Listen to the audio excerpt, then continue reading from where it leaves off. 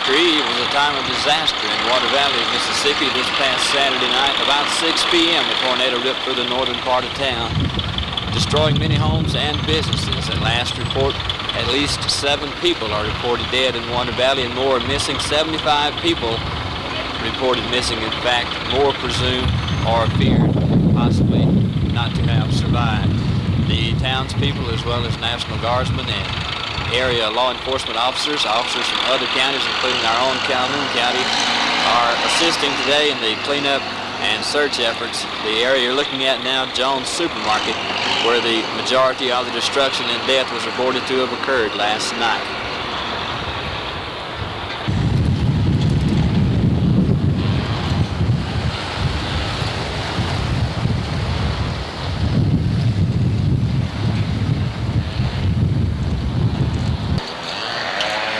Shock and disbelief for the order of things this Sunday morning.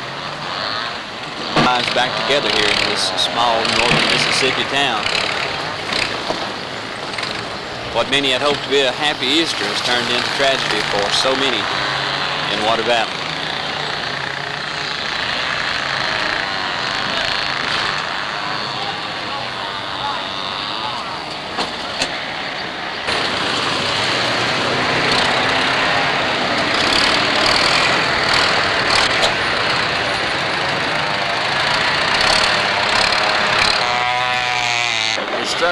Here in the path of last night's tornado, and the response thus far has been tremendous as people from all area counties are responding to the call from Water Valley people to come and help in their disaster.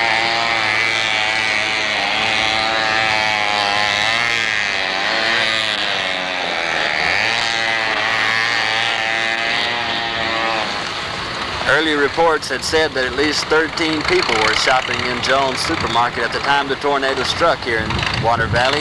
This is what's left of that building. Searchers worked throughout the night looking for bodies, hopefully live ones, but regretfully some were not.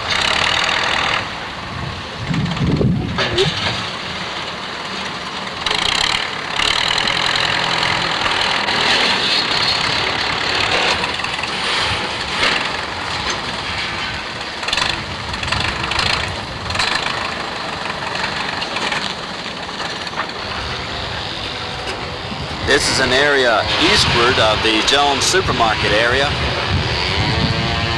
Trees twisted, buildings destroyed as people look about the countryside in search of what can be salvaged from the havoc wreaked by this rash of tornadoes this past Saturday night.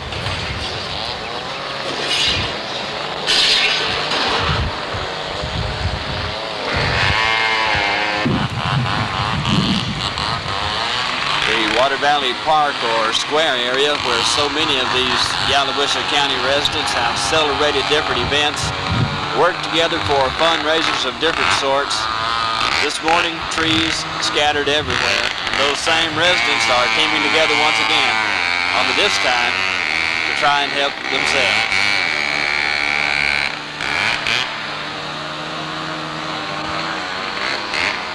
Assisting in the cleanup efforts this morning are from the satellite facility located in Pittsburgh. We have Mr. Robert Gossa here with us. Mr. Gossa, what are your men doing? Right now, we're clearing a street here that where it had blown down trees and what have you, and the vice mayor had just come by and asked us to go ahead and clear this city park since we had the chainsaws and equipment furnished by Calhoun City to help them do this, and then after we get enough ahead, they will send the equipment in and haul all of this stuff away. Okay, thank you, sir. Okay, thank you.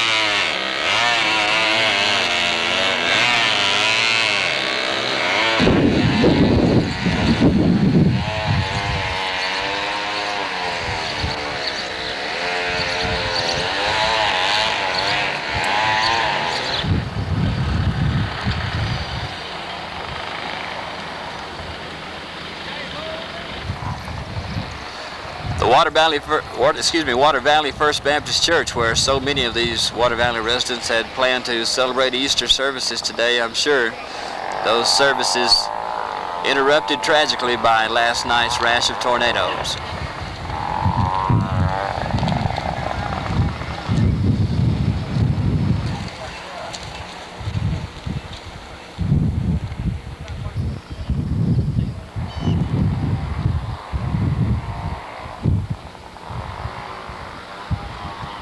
took this one out, took this one out, and the Jones supermarket exploded. It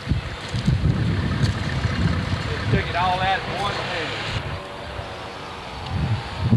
People are not having that much to say this morning in Water Valley. Everyone is just kind of shocked as they stand around and look, try to figure out what to do next, where to go from here.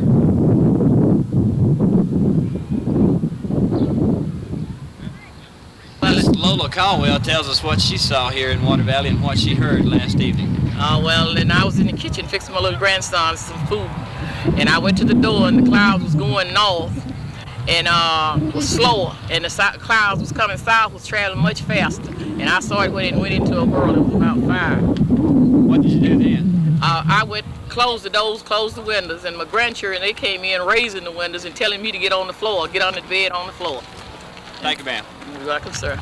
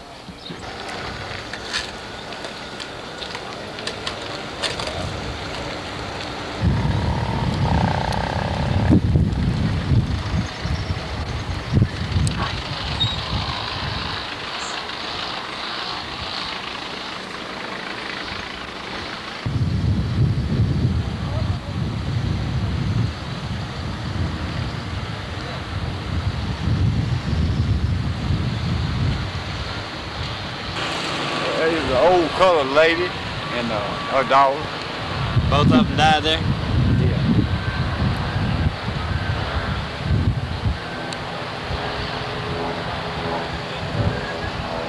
Stone horse. It looked like it went around and it come back up. And man, that thing hit. It sounded like a freight train. Is that when you went for the ditch, or were you already there? We were standing right there on the porch, and that's when we went to. I think so. Really? Let's see if we can get on down there and find out. Leon? How long did it take for the whole thing to come through? Man, it was done come through here and gone before you know it. 5 minutes. About 5 About minutes. 5 minutes. That's what's laying in the ditch looking straight up. Leon, we're going down and see if we can find Nancy got all set up down there.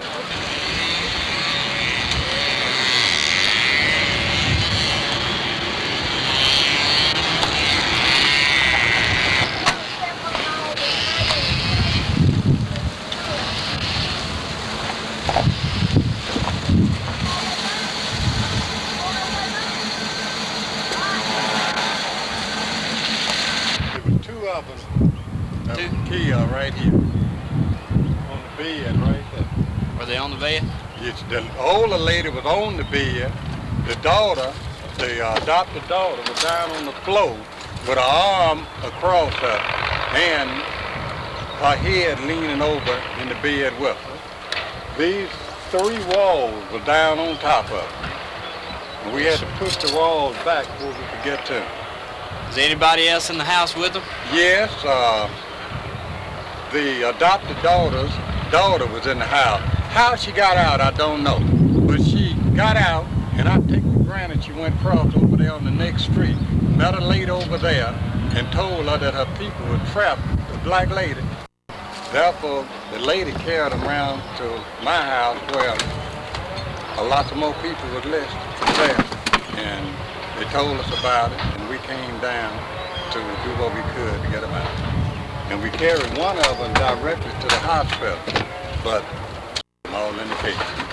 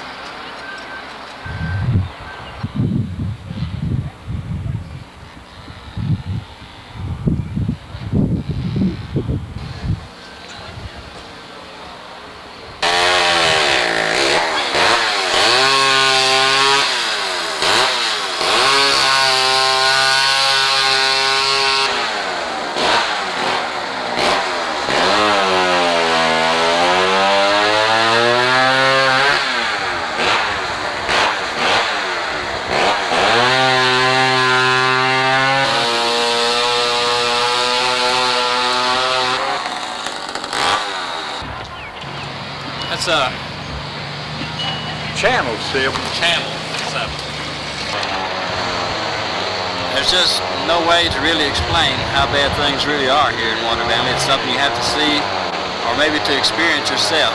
At any rate, the cleanup will go on for days, possibly some of the rebuilding for years, especially the lives of some of the people here that were so greatly affected. For News 7, this is Gene Redwine in Water Valley.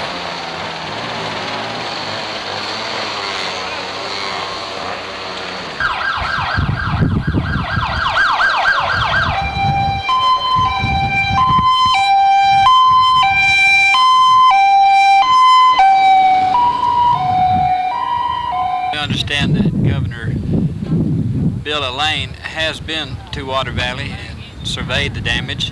There should be reports on that later. Also, the American Red Cross is here to set up disaster relief, emergency rescue efforts by several different counties involved here in Water Valley as the cleanup, rebuilding, and taking care of those who need the care gets underway. And we'll try to keep you posted and up to date on what goes on here in Water Valley as more news becomes available. Again, from Water Valley, this is Gene Redpine for News 7.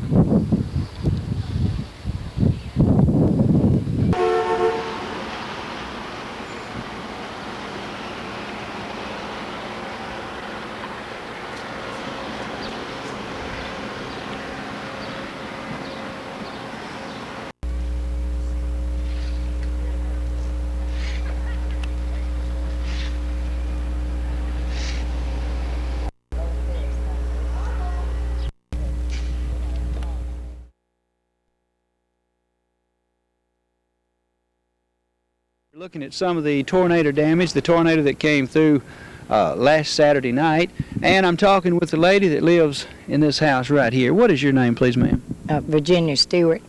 Okay, Ms. Stewart, can you kind of just give us an idea of what went on during that time? Well, all of a sudden the sky got black as night, and so it was evident, you know, that there was a tornado on the way. So all the members of my family, about 12, gathered right here in the hallway of my home, and we were saved, you know. This house got less damage than, you know, most any of them on this street. And it blew all my windows out, and it just sounded like, you know, just a roaring like I've never heard before. And it sounded like a million glasses tinkling, you know, in the background, you know. And, you know, it was just here instantly, you know, and then it was gone just as quick as it got here. It didn't last but a few minutes. No, just not even minutes. I wouldn't say, just maybe about, you know, a minute or less. Yes, ma'am. You were telling me a minute ago who lived in the house next door right here. Now it's totally destroyed. Who lived there? Yeah, my sister, Amy Brown. Were they at home? No, they were in my home. They ran over to my home when they learned, you know, that there was a tornado on the way. And it's obvious that they probably wouldn't have been alive today, you know. Yes, ma'am. I believe that's viewing the rubble. And there was a old couple at home there, and they did walk away from there. It's unbelievable, but they did. It certainly is. Well, could you feel the vibration and the pressure and things like that? Oh yeah, it was just suddenly, you know, just steel, you know, just instances before it hit, and then, you know, bam, it took us. And would you want me to describe that over there? Yes, that was my grandmother's home.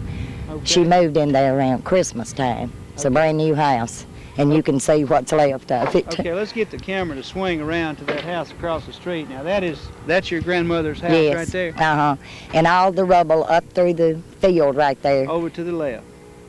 Okay, that was houses. That's my sister's belongings, part of her home and her belongings, clothes, pots, pans, everything in her house. Okay, back to the left over here. Okay. My daughter and her husband moved in a brand new double-wide mobile home sitting just north of my house right there 1 week ago. And you see what is left of it. It's out there in that field. It's over to the right. Uh-huh. Okay. Were they at home?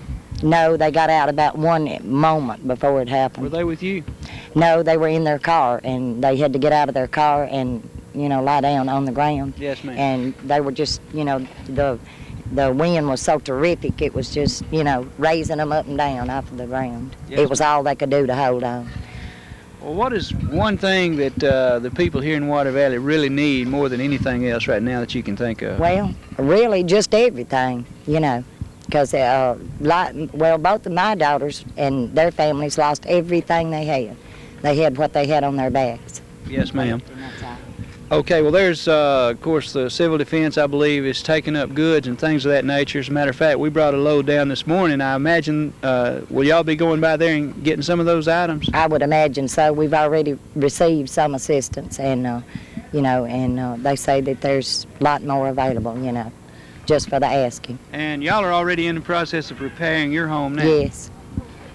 Well, I really appreciate you talking with us this morning, and we just wish you the best. That we're going to dig out some way, maybe. Appreciate it. Thank you very much. I'm William Morgan for Channel 7 in Bruce. We're talking this morning with Mr. Doak French, the supervisor here in Yalobusha County. Mr. French, tell us a little bit about what's going on down here this morning. Well, first we want to thank our neighbors, counties, and the towns for all the help, their utility trucks and all the equipment for helping us. We're trying to clean up this awful tornado that has the debris from it. What are some of the things y'all are doing here?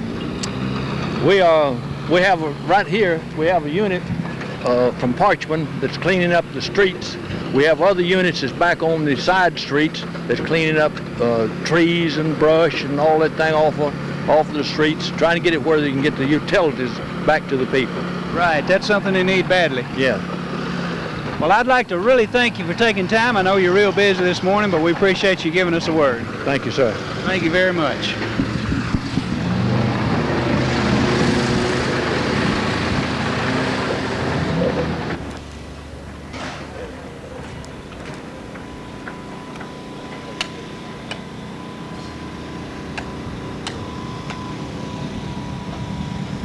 Manager here, or the plant superintendent, I believe it is, Mr. Hubert Sanders of Big Yank. Mr. Hubert, can you give us an update on what's going on here at Big Yank and how the repairs are coming? Well, the insurance people have told us we could go ahead and start putting stuff back together this morning.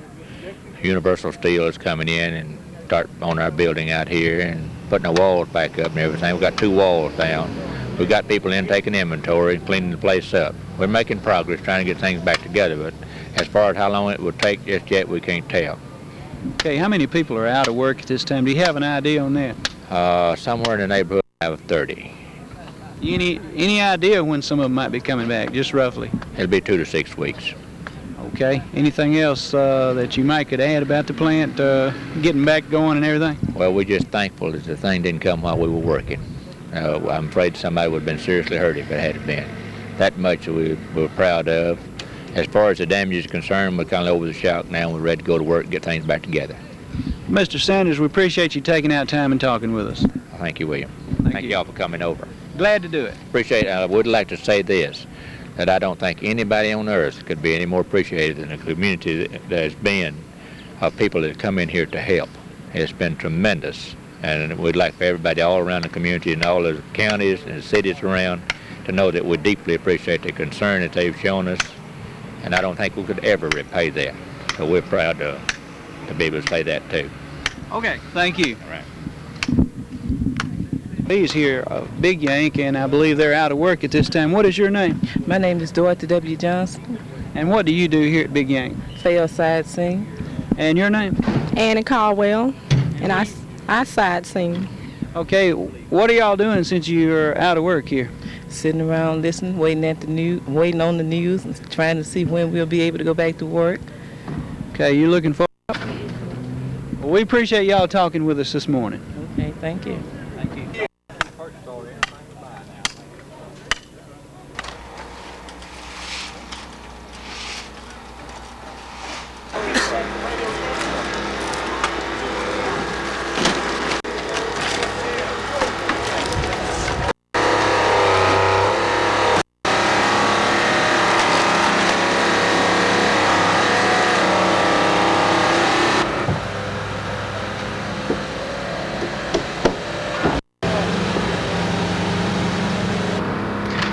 I'm talking this morning with Mr. Garland Maynor from Maynor Motors here in Water Valley. Mr. Maynor, can you tell us a little bit about what we're looking at right here? Yes, this is the home of Mrs. Mildred Wenham, which was an old 2-story home known as the Tarver home on Clay Street here. Was she home at the time? Yes, she was at home and was seriously injured. To what extent, I do not know. I believe that she's still in the Oxford-Lafayette County Hospital.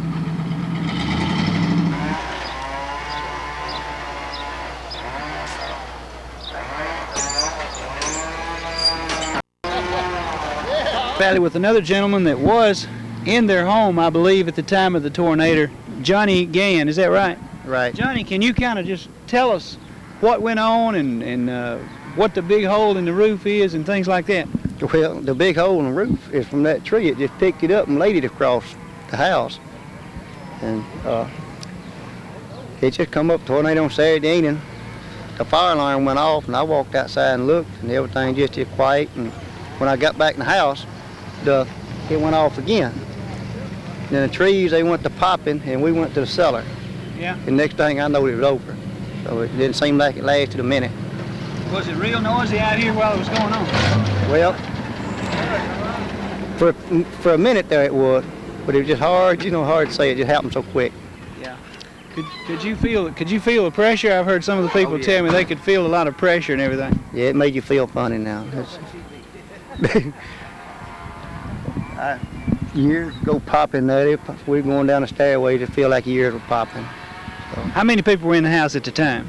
Oh, shoot it. Me and four of my kids. I got four of my kids and wife, my two brothers, and brother-in-law and his wife. They about 13 or 14 of those.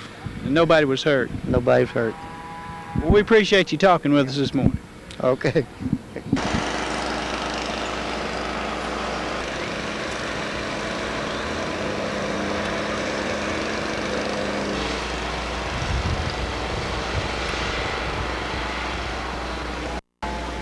I know some of the people from Bruce and Calhoun County are over here helping. Can you tell us what y'all are doing, Mr. Massey? Oh, we're trying to clean this thing up over here. Pretty big project. But don't look like there's any end to it, but we on our way as far as we can go. Okay, exactly what are y'all doing? We got skidders and chainsaws, hand labor, trucks, log loaders, knuckle boom log loaders. Mr. Paul Fly and Ricky Fly got their crew in here. Mr. Howard sent me over here from Beat 3, and we trying to fill in, help do what we can. Well, I know everybody appreciates it, and I'm sure, there's an awful lot of work to do, but I know y'all are going to do a good job. Yeah, we're going to do what we can do. We'll put it like that. Yeah. Appreciate you talking with us today. Here's one of Mr. Fly's men, if you would like to talk to him. Okay, won't you tell us what's going on? What's your name, sir? Bo Jackson. Okay. I'm Ricky Fly, Fly Timber Company. Okay. And we just over here trying to get the big stuff we got with. Well, I'm sure everybody appreciates that. I know they do. They sure need all the help they can get. A lot of it here to move, isn't it? Yes, it is. And got a lot of stuff got to move. A lot of big stuff. Okay. And that's what we trying to move is the heavy stuff. Okay. I appreciate you talking. Yes. At Larson's Big Star, we're talking to Mr. Larson, and I don't think there was any damage here. We'll get him to tell us about it. No, we had no damage. The storm missed us. It came kind of up this holler here, but it turned and went up Main Street, and fortunately it missed us.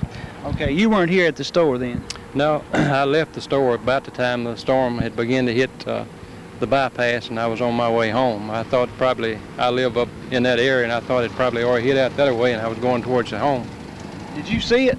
Yeah, I saw it. I stopped up at the high school, and the storm was right behind me, and I watched it when it took away part of the town down there in the trees. And of course, I didn't know at that time it was near as bad as I found out later that it was. But the clouds and the funnels and the wind and the clouds seemed to go in every direction and just kind of swirling around.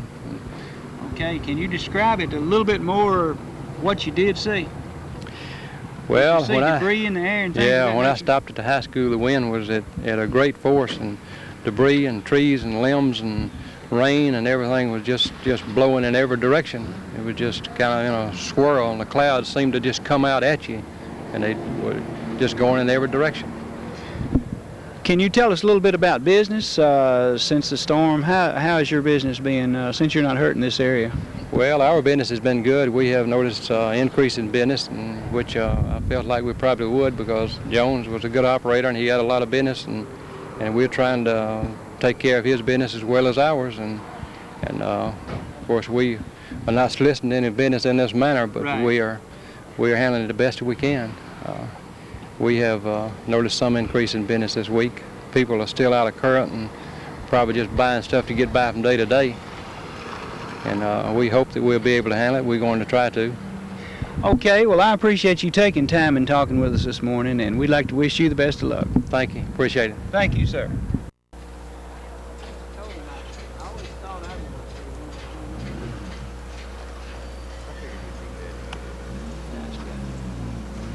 Mr. Garland Maynard, one of the former mayors here of Water Valley, and he is another person that had no damage, I believe. Mr. Maynard, tell us if you had any damage. William, we did not have any damage at all. We are most fortunate that not to have any damage, and we're most grateful. A lot of people was hurt real bad in this, but we were not. We're very grateful and very thankful.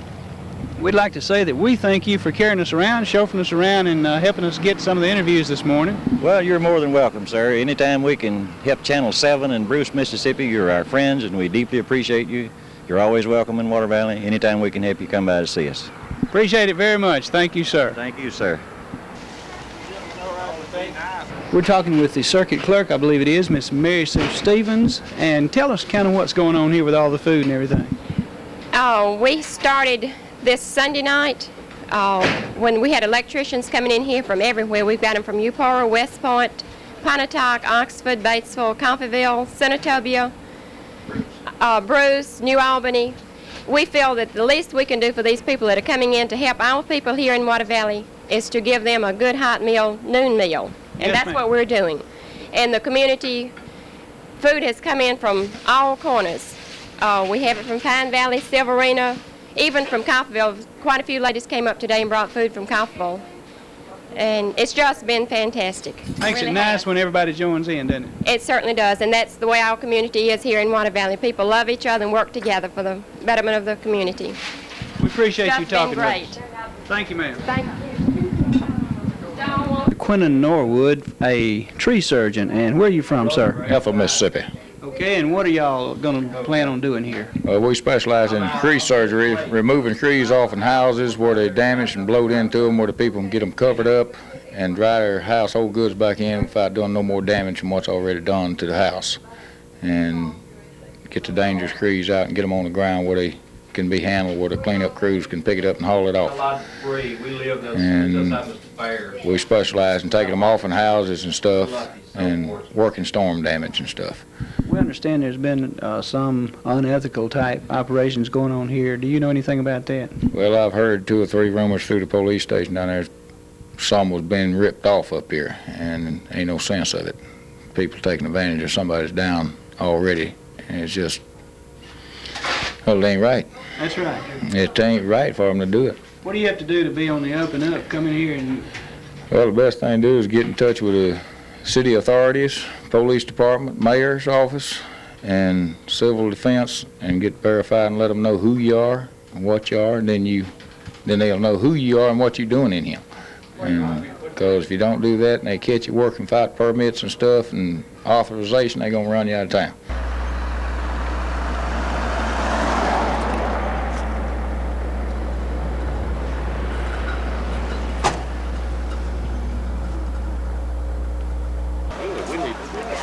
We do. She said she's going to sit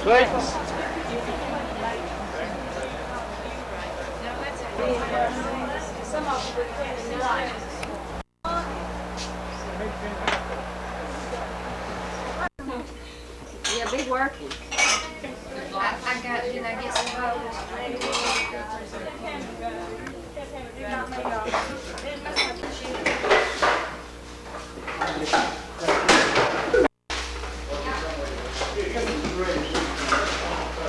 We're looking now at some of the distribution points here with the civil defense, and I'm talking to Cecil Brower, Assistant Director.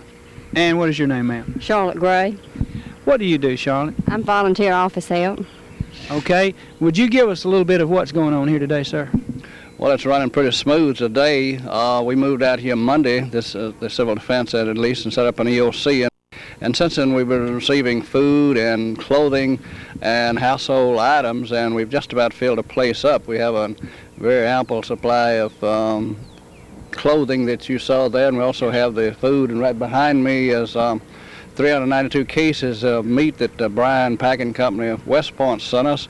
And over to my left is a trailer full of clothes, and we are issuing these out to the people that were involved in the storm, and it's amazing the amount of stuff that's been brought in and the stuff that's leaving here. Can you tell us where some of the places that some of the things have been coming from? How far off have they come from? All we have, as I was just showing you, we have a trailer load of particle board that came from Memphis. We had a rescue squad here Sunday morning from West Memphis, Arkansas, and Panola Methodist Church, Pontotoc Methodist Church, Tupelo, Waterford, and I'm leaving all of them out. I know Coffeyville sent some, and just all around that the people have sent. We've had stuff from, and we're supposed to get some in from Ohio and just a lot of other places, but there's scarcely a town anywhere around that hasn't responded in some way. What would be one thing that you're still in need of? Well, there's always two things you're in need of, and one of the first, of course, would be money. And they have a committee, the ministers of the city that's set up a committee, and they are handling this. We are not involved in the money, but they are issuing the money because they know everybody in town, and they will be issuing that. They can always use money because a lot of these people have 30% insurance, 40, 50, and they're going to need a lot of help. And the other thing is the household items. We don't have quite as many household items as we do, but clothing, I would almost say that we already have as many as we'd give away. Yes, but such things as pots, pans, bed sheets, and stuff like this, we do not have an ample supply. Okay, well, I'd like to thank both of you for talking with us today. Appreciate it. We also have two assistant directors, Stan True here in Water Valley as our assistant director, and Stan was very fortunate that he was able to see the tornado. He lives out in the Severina community, and he was able to radio in, and he was responsible for the siren going off some 2 to 4 minutes before the storm hit. And if it had not been for this, it could have been a lot worse, and Stan is standing right over there. Well, let's bring him over here, talk to him if he will. Hey, Stan. How you doing, sir? Fine. Your name, sir? Stanley True. Okay, and tell us what you saw. Well, we heard the weather warning on the CD channel, and I went to a place I knew on a high hill I shot, and we seen it coming. And I radioed to the police department, and they sounded alarm. And I say it's 5-6 minutes before it actually hit Water Valley. It was 2 more alarms went off. The sheriff's department seen it, and then the police department. But we got the warning out, and it really helped save some lives. Well, I know that was real good. Did you see debris and things like that in the air? It wasn't too much debris out where I was. What it was 2. It was actually one large one, and then a small one looked like just dancing along behind it. And it looked like they just come together right over the city. How fast were they traveling? The first one was traveling, I couldn't tell you that. It looked like maybe 30, 35 miles an hour. Yes. But they was coming along. It looked like they just helped up, and all at once they just come together. And when they came together, that's really when they roared out. Yes. We appreciate you talking with us today. Glad to. Thank both of you. Thank all of you.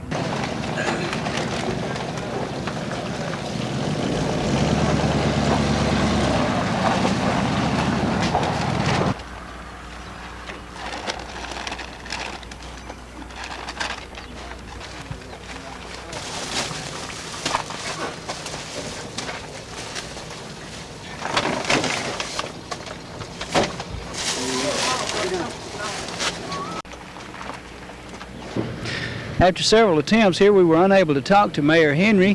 Hopefully we would get up with him and get a statement. However, here in Water Valley, as you can see, a lot of progress being made.